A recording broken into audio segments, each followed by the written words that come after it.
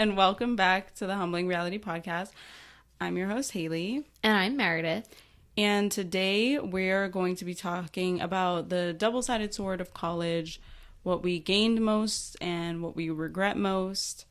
If we have any regrets, I guess. Yeah, we kind of talked about it in the last episode a little bit, but it might be a deeper dive into that, or it might be quite repetitive. We'll see. All right, I'll go first. Something I gained was definitely perspective because, I mean, Haley, you kind of said it last episode, just being really naive. So I think college kind of like forced me to have experiences that gave me perspective. I really don't know how like to describe it. When I was like thinking about this and taking notes, I literally just wrote that like you develop more critical thinking skills. I think because when you grow up, specifically for us, I was in the same school, kindergarten to 12th grade. When did you come to the school? Was it like 5th grade? Fourth grade. But we were still in the same like classes and whatnot with the same people.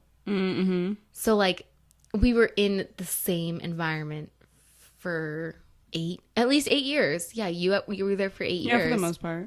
And we don't say that like, oh my God, everyone like, or so many people experience like being in their hometown for whatever, 13 years.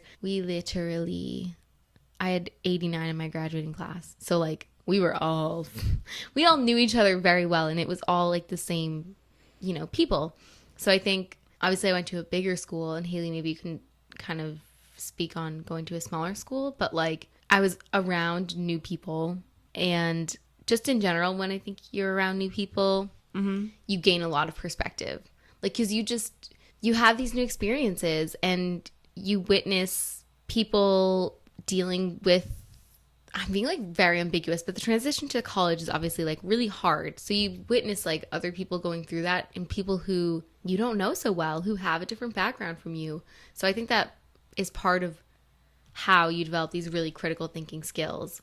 And also just a sense of empathy and compassion for people, because college really is it can be really hard for people. So, you're going through the same thing, but people are experiencing it a little bit differently, or like reacting to it differently. So I think you can develop empathy and compassion that way.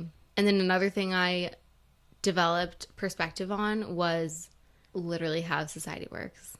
And that's a big part of like being so naive, but also being really privileged, is like I didn't know how a lot of systems worked, which is like really ignorant to say, and I wish I could be more specific, but I guess like just society. Yeah, like I guess here's a basic answer, but like, or an example, like people who have to like work multiple jobs to pay for school. That was my experience. So it was like you see that in the movies, but like the movies sometimes do depict stuff that happens in real life. And it was like I wasn't experiencing that, but I was like seeing that, and I was like being like, oh shit, I'm really privileged. And also like developing greater empathy for people. I can agree with that. I definitely... Interesting. Is that all you have for your game? Well, why do you think it's interesting? I'm curious. No. So, okay. I said society because I was a sociology major, so I was trying to... Use your degree. Yeah, exactly. The only time I can. And it's interesting because I took this one class, and I don't know if I've mentioned it, but hopefully not, because I'm trying to get something new for y'all. It was after Trump was elected. Oh, years after, actually, because it was definitely my junior year, I think, first semester. It was called, like, Trump in America or something. Don't ask me what exactly the name of it was. But I remember in the class, we were reading books about, like, the politics of resentment. There was this one book. Oh, I have them. No, I'm not getting them. One was called The Politics of Resentment. There were others that the Age of Reagan was one of them, like Ronald Reagan. And I read these books, and I was like, you expect me to feel bad for these people? Because we also read about like the Tea Party, not the Boston Tea Party. Y'all know. If y'all know, you know. And it was just a lot of kids in the class, like we all clearly had very similar viewpoints, like politically. And so a lot of people were just like, but they're just wrong. Like, these are just not facts. I remember there was a I can't remember which book it was in, but one of the books was about, they lived in like some rural area, and their major concerns were like basically climate based, but they lived in very red states. So the politicians would really try to be like, oh, the reason we can't help is because nationally, like, we don't have power. So like we could address climate, we could address this, but we don't have the power. That's like, you so need manipulative to vote for us, or like, this is what we will do to help you, because in these ways. And maybe it's true, but I still think it's manipulative. Continue though. And at the same time, there were a number of people who, they would live like near a lake or something, or a place where their main water source could or should be like that body of water, but they'd be like, there's oil spilling like in Flint, Michigan kind of thing. Yes, but just not Flint, Michigan. Okay. And they'd be like, oh, but well, the water's like poisonous, so can we address that? And they'd kind of, the politicians in the area or the people would kind of gaslight them into thinking they would address it, even though I'm sure y'all have had years to do it, but whatever. In general. And so it was just this constant battle of like them understanding like what was wrong and thinking like, oh, nothing's ever been done about it, but we're gonna still vote Republican because at the end of the day, maybe our biggest concern is like religion or like abortion or like guns or something. And they were like, we know that our house may be disintegrated in 12 years. But that's God's plan. That's the cost of things. Sorry, it was not. And to us, it like to the kids in the class, it didn't make any sense. Who's them? Were there people advocating for the other side, or was this what you were reading? This was just what we were reading. Okay, gotcha. This was like anthropologists. Okay, they weren't actually anthropologists all the time, but going in, people like studying communities or talking to people in communities. Okay, gotcha. And then just relaying this information. The Tea Party was worse. I don't understand them, but no one. I realized in the class, like everyone was pushing back so much on like their ways of thinking, and eventually I got to a point where I was like, huh. Oh, I remember exactly what happened. I was in the writing center because I was struggling to write our final paper because we had to be objective, and that's one thing that none of us were. Yeah. So you couldn't act as if you hated these people or like you drastically thought they were like just dumb. So you had to, kind of be neutral, or not neutral, but at least objective. And I went to the writing center trying to get help because I was struggling to write the paper in the first place. And she just looked at me and she was like, yeah, you don't agree with this, do you? You're like... And it was so funny because I thought I was as objective as possible. Oh, no! In the writing. And I was like, you could tell. Really? And she was like, yeah, so do you see how you wrote this statement? It clearly suggests that you think what they're saying is dumb. I was like, well, it is. I was like, oh my God. That's so ironic. No way. And so I think just after that, I wrote my final paper and I tried to be way more objective. I ended up doing pretty well on the paper, so I guess it worked out. But years later, like after I basically graduated college, I kind of started to realize that like a lot of our empathy we give to things that like we understand. Yes. Yeah. So yes, keep going. That's why I was catapulting off of your empathy thing. A lot of times we're like, oh, we think in only things that we agree with. So we only are able to understand and then give empathy to things that we like resonate with. Okay. And I don't love that because I came back home and anytime, listen, okay, I am not a Trump fan, was never a supporter.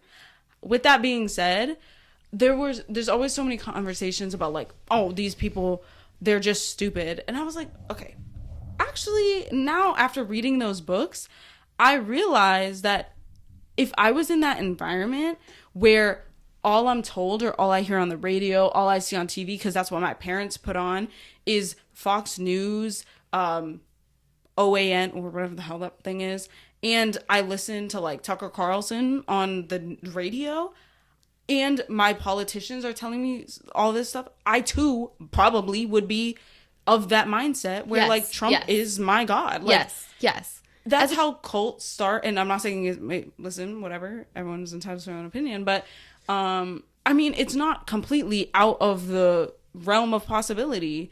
So I think over time, like through college, it just reshaped this idea that like, I think it's more of like, I always thought my way was My way or the highway.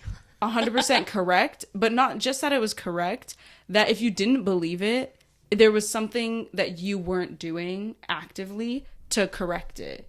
Can you repeat that? Or elaborate? No, can't repeat it. Barely remember what I said. But Okay. I also remember I took a Black Studies course, and this will expand on it, I guess. And it was there was a number of, I think it took place in like Alabama, somewhere in the South. I'm not going to assume. Arkansas, Alabama, somewhere in the South. And it was about the school system there and how the kids, like in high school, in poor neighborhoods, like a lot of kids wouldn't finish school and blah, blah, blah. But when they went to school, they would learn specific things. But it was about like the Civil War being like states' rights and all this other stuff. And I was like, damn, that is not the curriculum up here that we learn. I have a high horrifying school. fact for you. Continue what you're saying, and then I'll tell I'm you. sure it's not actually that horrifying to me. It's probably it's just sad. Yeah, I'm sure it's sad. Life is sad, but I think after reading just like everything, I realized that you really are a huge product of your environment. You're And very I think impressionable. people are unwilling to really see the impacts of like what your environment has on you. And everyone thinks, oh, even if I grew up in Arkansas, I still would have these beliefs. And it's like, No. you do not know that. Yeah. Because you never grew up there. You didn't experience that. And so I think now, after leaving college, I try my best not to make those like projections like that, because I don't know. And I can't really blame. Now, listen, I will blame a lot of the politicians because they do know better. They're doing it for money and for fame and power and control for various different reasons. So all the people that make money and live good lives, like they know what they're doing and they know better. They're doing it for like economic reasons. But people who they influence and who they are speaking to, like young impressionable kids that have grown up in environments where like their dad was a huge Reagan fan and they have Civil War, like the Confederate flag outside their house. Listen, I ain't got nothing to say because I didn't grow up in that environment. My parents, we pro-black. We talk about black figures. We talk about slavery. We address everything. How can I compare myself to Jonathan who grew up in rural Georgia? Like it's not the same. It's a different world, yeah. And so, yeah, I think even in college, like in that class and everything, people were so, like, we were very judgmental and very dismissive of other people's experiences. And I try not to do that anymore. Also, the internet. I'm sorry, y'all. The internet is very catered to where you're from. Like, sorry, but if you do a Google search in rural Georgia about the Ku Klux Klan, babes, you're not getting the articles that you get up here. So let's be fair. And social media is also very different depending on your area. Like, you'll get different things on your For You page, babe. Okay? Yeah. So yeah. I'm just saying, it's not that. How do you think all those people got, like, Andrew Tate on their For You page? They probably are in a oppressive state. Okay? Sorry. That's enough Andrew Tate slander. He's been banned from literally every platform. Enough. It's not enough. I think. So, yeah. No, I think a lot of what you said was hitting the nail on the head. I think just to echo, it's hard to have real empathy for people who you like. I guess like fundamentally don't agree with, but also like whose experiences you cannot relate to at all. I agree. I think maybe this is the difference between, or what it depends on your definition of empathy. I really don't like when people say they're empathetic, but then they don't have empathy for people they don't agree with, or people that they can't exactly understand their situation. I think it's one thing to empathize with someone because you understand and you feel for like their perspective. And it's another thing to just empathize with the fact that someone faced something. Like, okay, how about this? When people say reverse racism exists, realistically, like based on a structural situation, no, don't. But once again, if I grew up in rural Georgia and someone was like, and someone called me some name or whatever, and all I knew was typically like white people and this certain like structured environment, everything really catered to me and white people, I too would probably be like, shit, is this discrimination? Like, you know what I mean? Yeah. So how can I listen, if you don't read books, because the education system down south don't be teaching you about black people except for the enslaved part. That's the fact I'm going to tell you about in a second. Yeah, it's just it's really hard to fully blame certain people who grew up in an environment that literally was to breed them to be, honestly, like to be racist, and then also think that people are, that like minorities are like racist to them and that they need to fight for themselves and all this shit. Like, especially if you go to Atlanta, you're like, there's so many black people, what?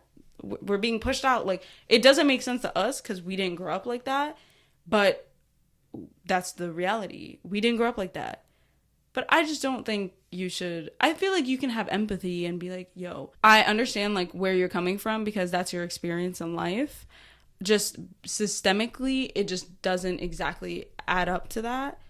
You can deem it to be discrimination. And like, that's how it felt to you because of how you've grown up. But there's no power that they necessarily had over you. You still ultimately had the power, but no one wants to like explain it like that because I think that was very well spoken.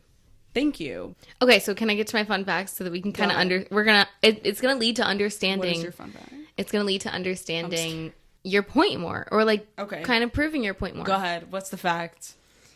I can't even. You got it. I know. I'm trying to like articulate it. I might jump around, but honestly, that's me as a storyteller. As I jump around a lot. Okay. So Texas is obviously a huge state. Would you agree with that? Yes. So I don't know the numbers of like how many students are enrolled in Texas, but it's a lot. It's a big state. Definitely. Other states around the country, so not just the South, around the country, follow Texas's curriculum choices for history. So Texas picks and chooses, just as Massachusetts does, picks and chooses what textbooks they want to give to their students. And because I would imagine this is a motivating factor. I have something to say on this. Okay. Please continue. Because they have so many students, and like ideally, you want everyone in the country to be learning the same information. So many other states buy the same books or curriculum that Texas does. And I think this goes both ways. Texas, we know, is a very red state. Massachusetts is a very blue state. So I just don't understand why it would ever be okay to be like, yes, that is a good choice. We are definitely teaching our children unbiased history. Now, I'm aware that there's no such thing as like unbiased history, but you could be providing facts on both sides more than, there's a spectrum to being like providing facts from both sides kind of thing. And I haven't read the curriculum, Facts but like are literally just facts. Like, I don't know how we've come up with this, but like different facts, but history, like Texas wants to like literally not talk about slavery and like just be like make their children so oblivious to that and like ignorant. And the fact that other states like follow that. Again, I haven't read the curriculum, but no, my friend is from Texas and she went to like public high school there, and she went to Amherst and she was like, yeah, we did not learn what y'all learned up here. We did not. Like what? She was like, yeah, no, it was very like states rightsy and all that. Basically taking the narrative out of it. It's fine. She was just like, yeah, our school wasn't it. But glad I'm here now though. This is what the reason I wanted to bring up the fact is because, to your point, like there is a correlation between red states and states that do not have great education, and part of that is who they follow or like what curriculum they follow and like who's allowed to pick the curriculum. And I guess that's all I'll say on that, because I have my own personal opinions, but I just wanted to throw that fact out there and make people aware that I'm not surprised. I'm gonna say one thing. There's a book. 1984. No. Well, What? This is the 1984. another book. It's called Women of Massive Resistance, or at least I think that's what it's called. If I'm wrong, I'm sorry. I'll correct myself next time. But I have it. I just don't want to run and get it. I would recommend like everyone reads the book, but basically it kind of details how like white women during the 1900s, like the earlier part of the 1900s, and to the until like 1970s, how they really had nothing to do, especially like when men were at war and when men were like working and they were staying at home. So they really latched on to like the kids, and when the kids went to school, and they basically like curated their curriculum. So a lot of white women decided what went into not just southern states, but northern states curriculum. And a lot of these white women were not they were kind of racist. So a lot of the books that you see, and honestly, the curriculum doesn't change that often. Like some of those books are from 2003. Yeah, no. So, or even later. They stop at 9/11. Yeah, like they weren't written recently. Yeah. Not that many of them were written recently. So you can thank a lot of white women for that. And that's a lot of racist white women for that, I'll say. Because they got very invested. Same with the busing situation, even in Boston. So don't think it's like, oh, northern states were... No. No, there's still problems. Yeah. They really had their hands in that because they couldn't control much else of what was happening like in the world. They weren't really allowed in the workforce until the war. And then after the war, they were like, bye, the men are back. So they really had to take out their kind of frustration and just all their energy on something. So they took it to like schools and controlling school environments, controlling segregation and everything. So... not surprised about the Texas being the one that picks, because I don't really think those books would be very different even now, because I'm sure white women still control the narrative anyway. Racist white women probably still write those books. I think it's men, but yes, still racist white people. But it's racist white men now. Oh yeah, because they came back for more. Yeah, they took back over. But whatever. Based on what I saw in that class, yeah. Actually, yeah, no, they probably took over the curriculum part, and women took over the like day to day, like who gets to sit next to Billy in school, and why can it not be Jamal? Like, yeah, okay, thank you, ma'am, Patty. They're just too much time on y'all's hands. That's all I gotta say. But the only reason I brought that up. I don't know why I brought that up. I don't know. We went on quite a tangent. No, because you mentioned the Texas curriculum thing. Yeah. But I think all of it's relevant. But once again, I mean, those people, everyone's lied to by politicians, y'all. Okay. I think we're also lied to by our textbooks. We're lied to by a lot of things. Yeah. Even in college. You didn't know that you had to take this class to graduate, but we put it in the smallest print on the back side of the paper. Oh, some of the books that you read and like some of, I don't know. I feel like I read way too many like white male perspectives. Yes. Even in like sociology classes, which you would expect would be that's better. Interesting. Like the core sociology classes, because we had certain ones that we had to take. I was like, no offense to Durkheim and Karl Marx, but I think there are people of color that also, I don't know, were sociologists. That's just my opinion, and it's a fact because I know some of them, not personally, but I've read some of their books, so why can't we read those? Because they really, in Tocqueville, I was like, oh my god, all foreign people. Yes, they had a lot to say, great things to say, and they did contribute a lot to like the sociological perspective and just what the field in general, but so did other people. So it's like, I'm the only person that we read that was W.E.B. Du Bois. Doesn't matter. W.E.B. the homie. We read him, but the reason we read him, it was a change in curriculum. We usually read another white person but they changed it because of the Black Lives Matter. 2020, I took it 2020 fall. No, that 20 kind of makes sense. 2020 fall, and it was in the middle of the protests and everything. Yeah, I was gonna say that makes sense that because in the spring it wasn't as. It was big. right. It was right then, Yeah. because COVID was. No, I was a liar. 2021 fall. I don't know why I said no. What year is it? 2020 Spring. fall. I was correct. Oh my God. I was correct. I was 2020 like, if anything, fall. it was spring because you 2020 graduated. fall because COVID was happening. So it was 2020 fall, my last year. Yep. And me personally didn't need that, but whatever. This is a long diversion. So Haley, we talked a little bit about what you gained from college. Mm-hmm.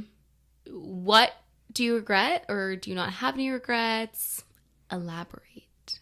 Okay, so I feel like in doing the other episodes, I definitely shed light on my regrets. So I don't want to repeat myself. Repeat for the fans who are listening for the first time. Oh. Summarize it for us. Make many friends from different circles if you can. You don't want to just get hauled into something. You might live with these people. You might only hang out with certain people. And trust me, if you have a falling out, it ain't going to be looking great for you. So find other people that you can like find comfort in and have a support system outside of maybe your main group, or like have multiple different main groups, whatever. Also, join more clubs. Hey, live your life. I'm serious. Live your life.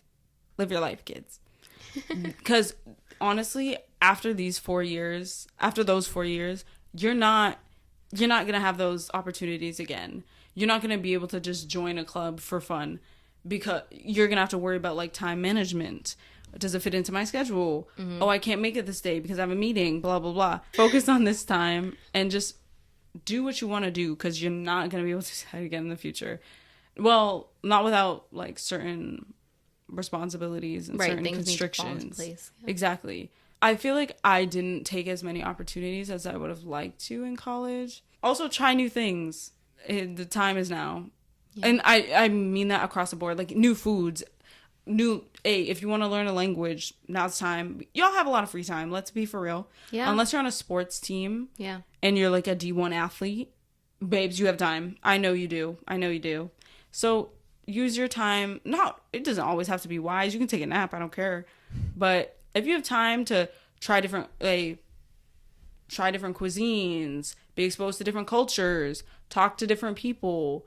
Sure, I would say network, but you'll have time to network in the future. Don't always think in terms of networking. Yeah. If you get the opportunity to like, your professor is like, hey, I have this opening as, I don't know, you could be a TA if you want to be a TA, whatever. Take that opportunity. It could be fun. You don't have to enjoy everything. You can learn to see like what you might want to do, if you enjoy it, if you don't. Who knows? Or they might let you do research for them. Hey, you might not even care 100% about the research, but it's an opportunity. Yeah, it's a learning experience. Take those opportunities. A lot of those opportunities pay too. So I'm telling you, take them. If your college has the opportunity to give you stipends for you to do unpaid internships that you really want to do, take the stipend, babe. Take it. Because it's not like when you come out into the real world, they're going to give you a stipend to work for them. They'll be like, it's just an unpaid internship. That's it. Which we're going to get into a little bit later on in this. Yeah. Oh, yeah. That's an episode in itself, isn't it? But just honestly, take advantage of all the opportunities. I used to think, wow, look at them. Full schedule. I wish I had a full schedule now. What was I doing? Not me on YouTube. Like, yeah. Come on. Yeah. You can, time to relax and everything. But outside of that, I wish I did more things, because then it's also like learning opportunities for you, narrows down like where you might want to be. If you're a TA and you liked the teaching aspect, no, you can do it yourself. You can go into teaching if you didn't know what you wanted to do. You become a professor. I'm just saying. It leads you down different paths. Yeah, I was just going to say, it opens up a lot of doors for you, for sure. Especially if your college has money, babe. If your college has money, use the money. Please. Please. Because there's never going to be a time where you have access to as much like resources or as much money Because they will give you money if you're like, hey, I want to start this club. They're giving you money. That's never going to happen again in life. They're going to laugh you out the loan door, okay?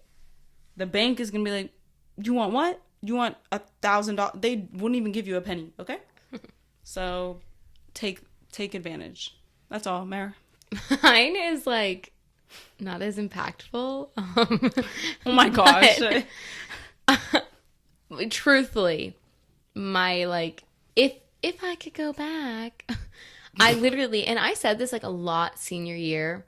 I just never did anything about it, partially because I did not have the funds for it. Fair. But downtown Amherst has a lot of, well, okay, people make it seem like there's a lot of food places to try in Amherst. There's like a handful. Let's be honest. There's like maybe 8 or 10. It's not like, I'm trying to do math now. it's like Antonio's Pasta y Basta. Ew. There was like a sandwich place, which was like, okay. And then there was like a Thai place. There was, Nah, girl, you ain't go to them restaurants. boba. That's how I can tell. It's okay. You needed to go more. You did. I can show you some places. So this is like, I kept being like, yeah, I want to try these places. The other thing is, I don't like sushi, which I feel like there were the a few sushi restaurant's places. trash, so Oh, it's okay. amazing. But I feel like sorry, there were no offense. It was okay. It was all right. I think like I always wanted to try more places, but yeah, I didn't like have the funds. Do you like and also, ramen? I've had it once, and I had it like in the like $1 cup. Okay. Aya, it is. Because that's a different experience. Yeah, like I want to try these places, but I was never like first of all, I didn't have the funds, like I keep saying, and I also didn't have the time, like to We go did to not meet downtown up in Amherst. college. No, we met once, and guess where it was? Burger Bagels. A chain bagel restaurant. Like, come on, guys. It was the Come on, morning, guys. so like I don't think we could have gone. Yeah, and we also neither of us had cars. True. Yeah, you had to take a bus. Yeah. I don't know if I walked maybe, or maybe But, I took the bus. To the Yeah, center. that's just a big regret that I have, is not trying a lot of food places. This I say, but like I don't know if I actually had the chance to do it again, I don't know if I would. Exploring the area as much. I am not an outdoorsy person. Like the idea of going on a hike, no thank you. Like I really have to be in a particular mood, and I cannot tell you the last time I was in that mood. Where I'm I'm like, not a hiker. I don't like to hike. hike. even like going on walks, like I'm like, I was a walker. I would walk to class, but like I wouldn't walk Mare. around Amherst, or like I wouldn't walk around the lake. Like You didn't walk the bike path? Oh, it was behind Amherst College though. yeah, So maybe it wasn't. we like you'd have to drive over to and like park and then walk, and I was just like, no, I don't find that appealing. And also I think like I say it very Tentatively. yes, if I regret it, like North Adams, Massachusetts is like the far northwest part of the state, and it's supposed to be like beautiful. Just the Berkshires in general in the fall is supposed to be beautiful. And I was kind of like I even like during student teaching, I was like, oh, like I should go on a spa vacation. I do not have like a legit $1,000 to drop on the spa. I didn't realize how expensive and like desirable of an area it is.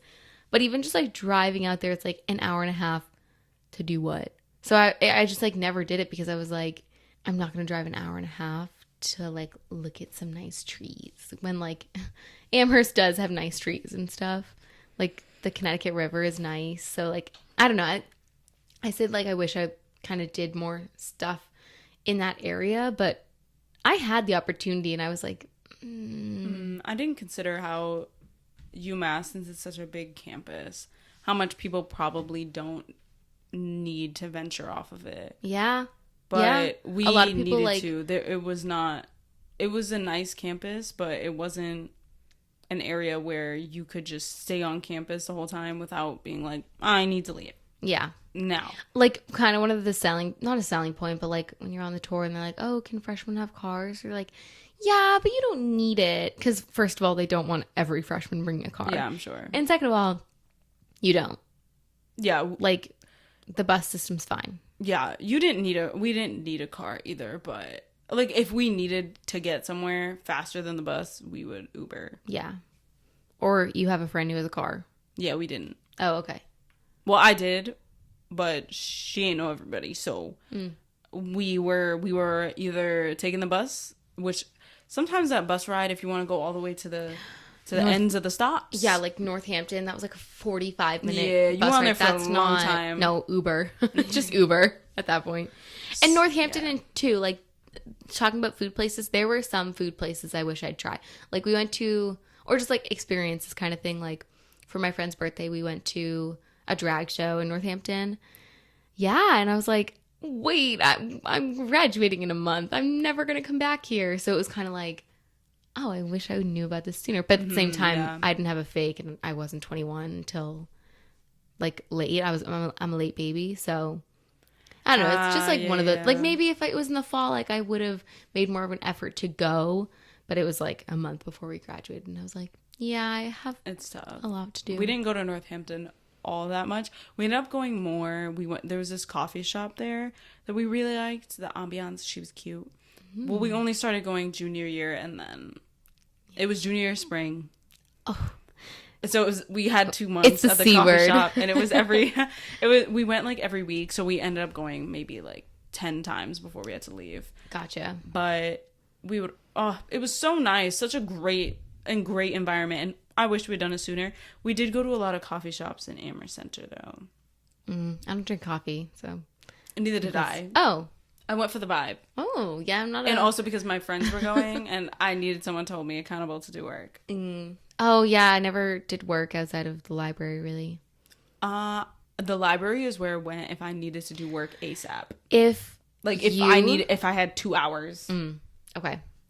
My roommate, Leanne, can attest to this. I don't procrastinate, really. That is so good. I'm so happy for you. I was going to cannot say say the same. if you go to UMass, you should take your studies over to South College, because that was my favorite place to study on campus for sure. No, it's It was like brick walls, but I've like never heard kind of of this place. industrial. It's not a hidden gem. I'm sorry, Okay. guys. Like you usually there's like 1 or 2 seats open. Like you can find a seat typically. But it's definitely not a hidden gem. Huh. I've never heard of it. But obviously I didn't go there, so I don't think I have any pictures. I just have like a video because I was like, oh my God, I'm the only one in South College. And it was like 8 a.m. on a Sunday.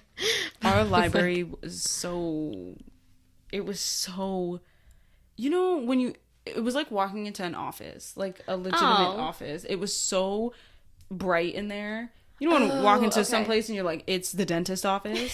Yeah. Relax on this lighting, these LED lights in my face at 7:30 in the morning. Because if I needed to do something, You waited until the morning of? No. Oh, I was like, after that came out of my mouth, I was like, wait, that's so judgmental. But it's just shocking to me. So, no, nothing was ever really due in the morning, so I'd always do it. Okay. If I did procrastinate, it would be done at night, and it'd be due at like midnight or something. But I'd always do that in my room, or if I was in the library still, because I mean, the library closed at like 1 or something. I don't remember. Okay. I don't remember. If I was still in there that late, then I guess I'd do it. If I needed the lighting to be like, hey girl, finish You're it. not sleeping. You're finishing this. Exactly. I think I procrastinated slightly less, like, as time went on.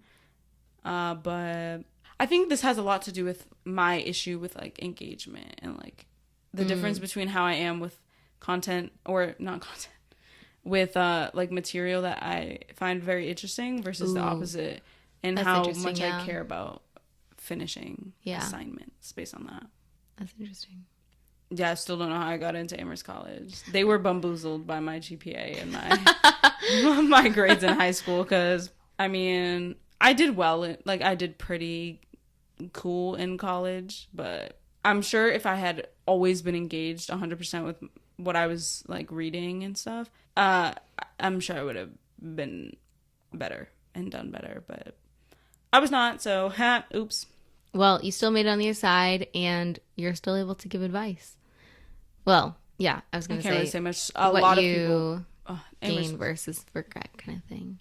We should probably wrap up the episode. All right. Well, thank you all for listening. Leave us a review, and be sure to let us know if you have any suggestions or a favorite 1984 quote. Oh my gosh, a favorite 1984 quote. At this point, it really is becoming like our worship. We our haven't worship we've book. only like we haven't like referred to it in these episodes that like we referred to it because of the precedent that's been set, but not because of the content that we've talked about. True. All right. Okay.